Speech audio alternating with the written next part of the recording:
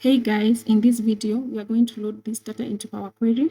Then we are going to familiarize ourselves with the Power Query interface. And we are going to review and correct data types and also familiarize ourselves with data profiling tools.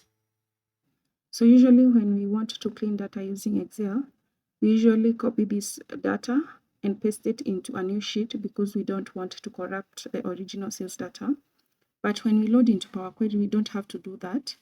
We just need to click anywhere in the original sales data, then go to data, then here at get and transform data, when you hover around, you'll see from table stroke range.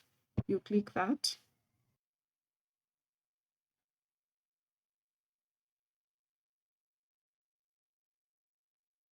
And now you're in Power Query, and you can see our query is table 1. We can rename it to sales data.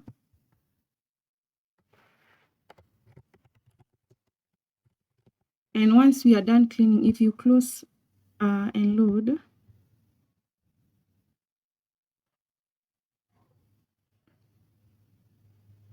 you can see now it has appeared in a new sheet. So we still have our original sales data. Now on Power Query interface, so on the left panel, this is where our queries are located.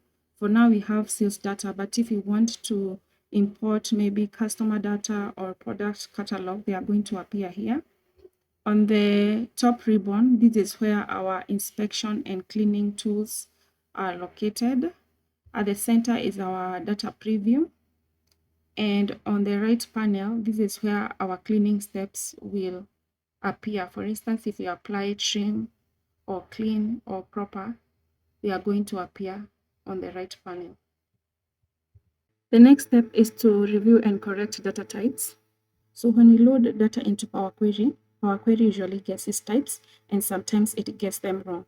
For instance, when you come to the order ID column, you can see there's that icon next to it, that is ABC and 1, 2, 3. So this tells us that Power Query has guessed order ID to be any.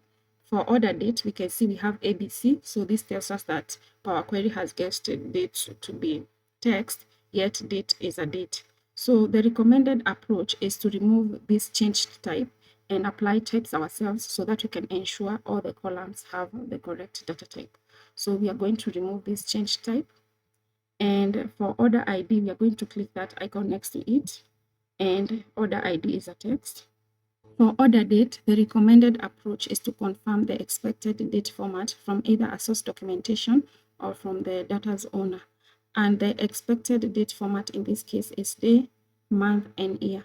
After confirming the expected date format, the next step is to scroll down the column and see if we have one date format or we have mixed date formats. And in this case, you can see we have mixed date formats because we have the day, month, and year. We also have month, day, and year. But because the expected format is day, month, and year, we are going to apply that. And we are going to click the icon next to order date. And instead of using date, we are going to use local.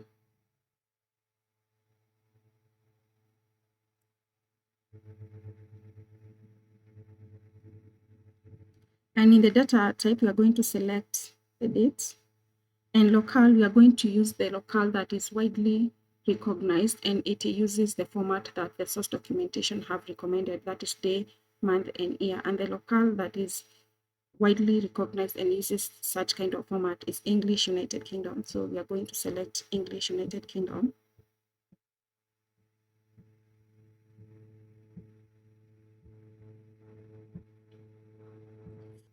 So don't worry about the errors. They are going to be addressed later on when we are handling errors. For customer ID, it's a text. For customer name, it's text. For gender, it's text. For age, it's whole number. For region, it's text. For product ID, it's text. For product name, it's text. For product category, it's text. For unit price, it's decimal number.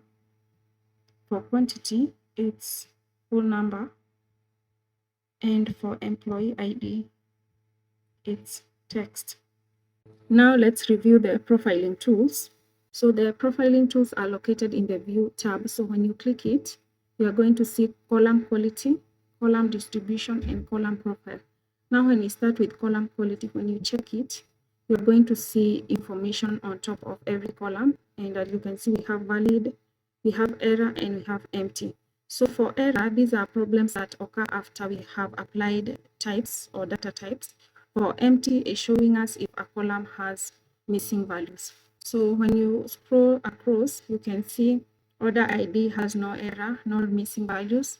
Order date, we can see there are errors 10%. For age, we also have empty, and we have also empty in region.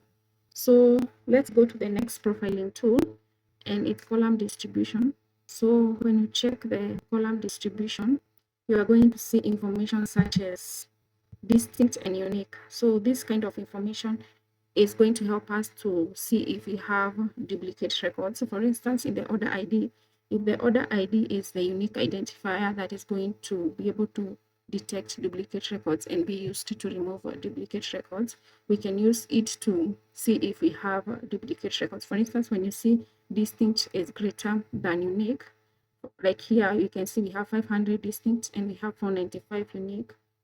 This tells us that we have repeated values in the order ID column, telling us that there is a possibility of duplicate records.